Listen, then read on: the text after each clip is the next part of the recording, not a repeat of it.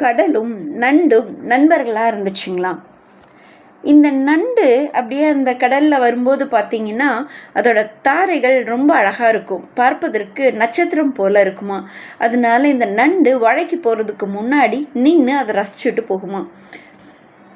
அப்படியே நாட்கள் காலங்கள் போயிட்டுருக்கு. இந்த அலை என்ன செய்யுமா, இந்த நண்டு போன உடனே இந்த தாரையை அழிச்சிருமா. இது ரொம்ப நாளாக அதை கவனிச்சுட்டே இருந்த அந்த நண்டுக்கு ரொம்ப இதாகிடுச்சான். ஐயோ, நம்ம மேலே நம்ம நண்பனுக்கு ஏதாவது பொறாமையாக இருக்குமோ, நம்மளோட தாரையை அழிச்சு விட்டுறானே அப்படின்னு சொல்லிட்டு பார்த்துட்டு இருக்கும்போது பின்னாடியே ஒரு நண்டு வந்துதான்.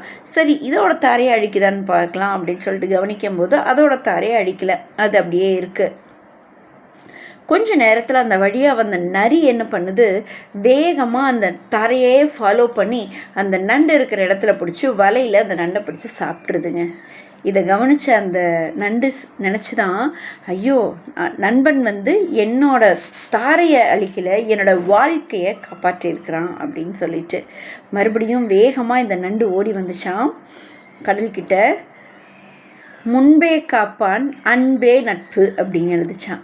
உடனே அந்த கடலை அதையும் அடிச்சிருச்சாங்க. உண்மையான நண்பர்கள் நம்ம கூட இருக்கும்போது எல்லாத்தையும் நம்ம சிறப்பாக செய்ய முடியுங்க. இன்னைக்கு உண்மையான நண்பர்கள் கிடைக்கிறது பெரிய விஷயம். ஒரு வேளை அப்படி கிடைச்சா அவங்கள தக்க வச்சுக்கோங்க. மீண்டும் நாளை சந்திப்போம்.